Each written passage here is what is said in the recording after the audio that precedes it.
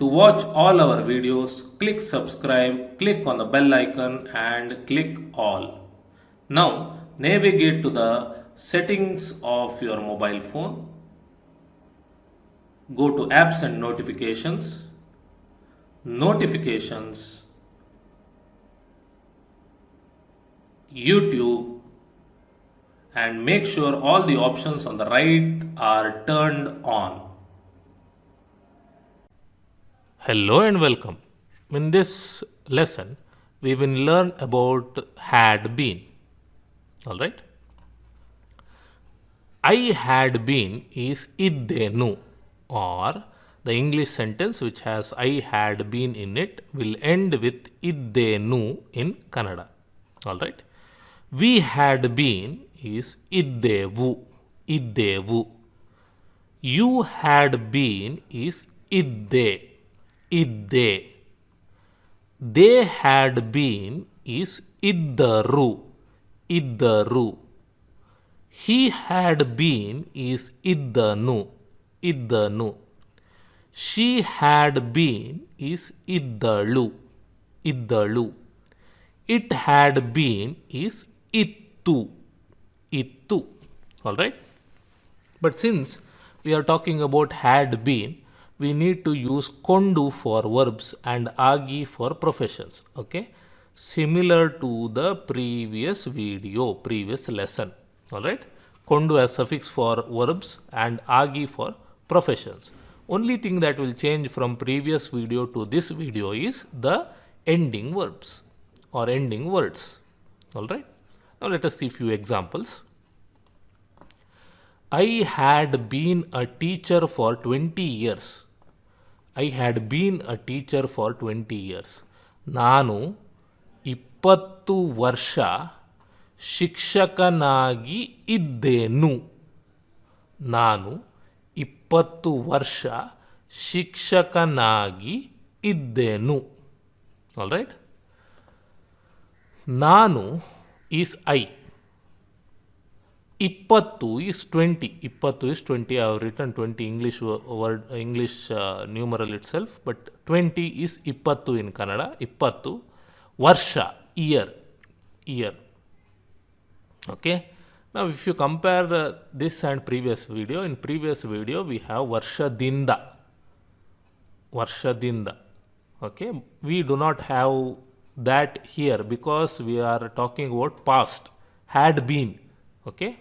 So ವರ್ಷ, only ವರ್ಷ.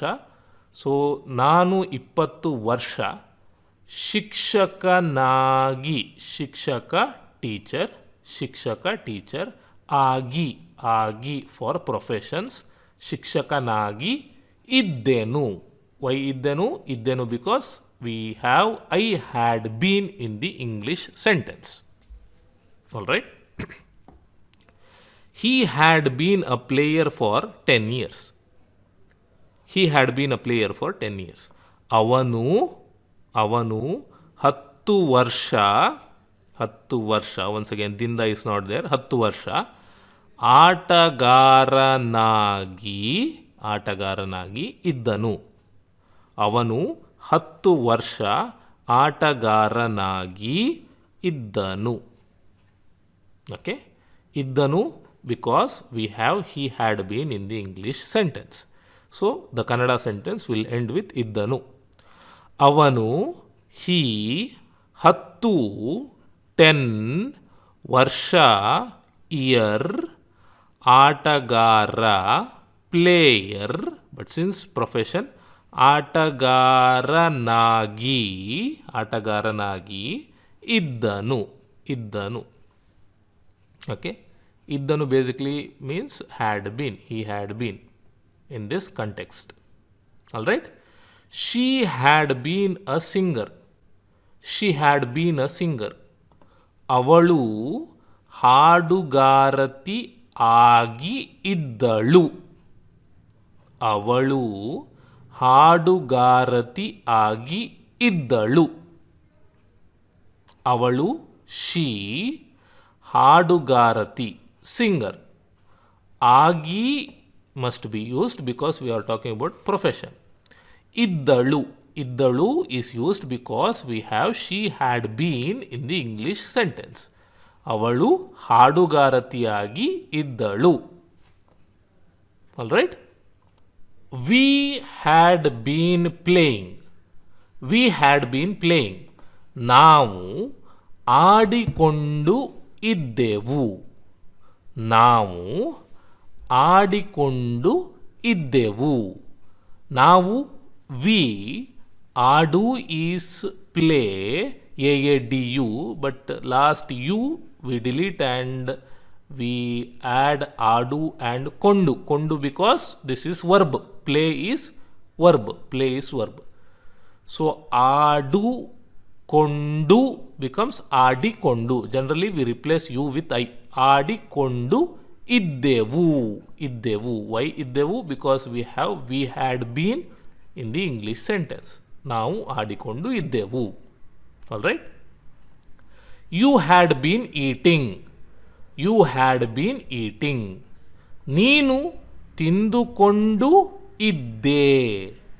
ನೀನು ತಿಂದುಕೊಂಡು ಇದ್ದೆ. ನೀನು is you.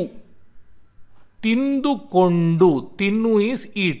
ತಿಂದುಕೊಂಡು, ಕೊಂಡು is used because why? Because this is a verb and you have to add kondu in had been. Okay? ತಿಂದುಕೊಂಡು ಇದ್ದೆ. ಇದ್ದೆ is used because you had been in the English sentence. Alright? Do here is the linking letter. ನೀನು ತಿಂದುಕೊಂಡು ಇದ್ದೆ. Okay? They had been working. They had been working. ಅವರು ಕೆಲಸ ಮಾಡಿಕೊಂಡು ಇದ್ದರು. ಅವರು ಕೆಲಸ ಮಾಡಿಕೊಂಡು ಇದ್ದರು. ಅವರು ದೇ ಕೆಲಸ ವರ್ಕ್ ಮಾಡು ಟು ವರ್ಕ್. ಓಕೆ, ವರ್ಕಿಂಗ್ ಕೆಲಸ ಮಾಡು. But you have to add ಕೊಂಡು ಟು ದಿ ವರ್ಬ್. ಮಾಡು ಪ್ಲಸ್ ಕೊಂಡು ಬಿಕಮ್ಸ್ ಮಾಡಿಕೊಂಡು because you replace U with I. ಮಾಡಿಕೊಂಡು ಇದ್ದರು. Iddaru is used because we have they had been in the English sentence. Alright? It had been shining. It had been shining. ಅದು ಹೊಳೆದುಕೊಂಡು ಇತ್ತು. ಅದು ಹೊಳೆದುಕೊಂಡು ಇತ್ತು. ಅದು it.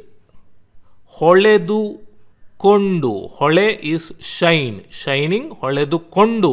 Kondu because we have to add kondu to the verb. Verb is hole, shine. Adu holedu.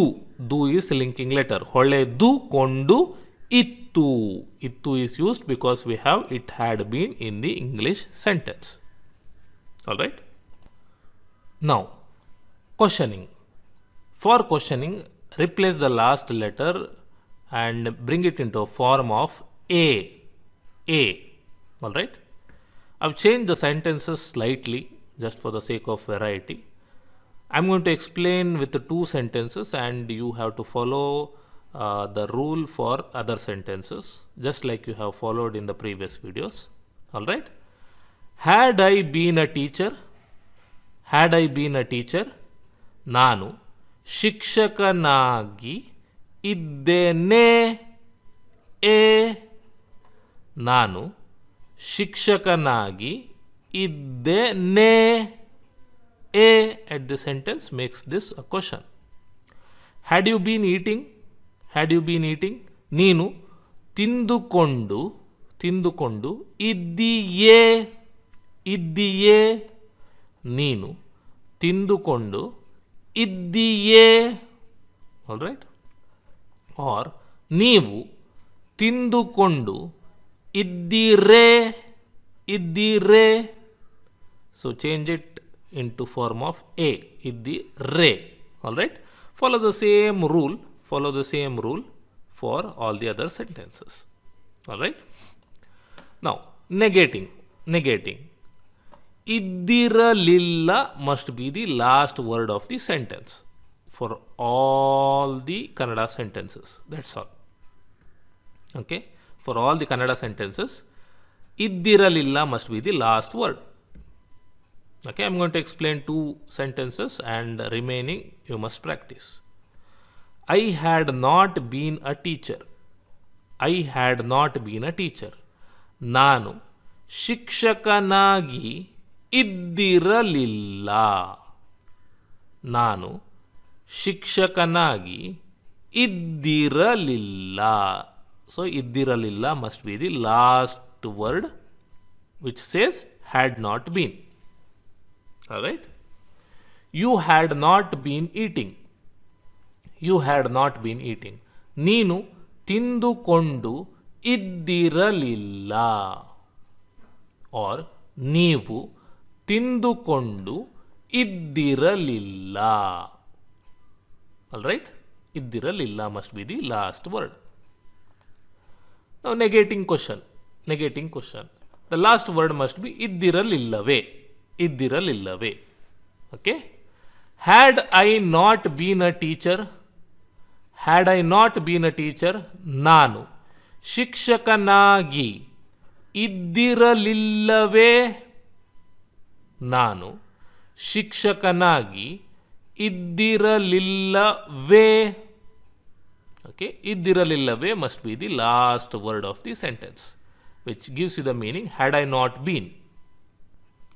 Had you not been eating, had you not been eating, ನೀನು ತಿಂದುಕೊಂಡು ಇದ್ದಿರಲಿಲ್ಲವೇ.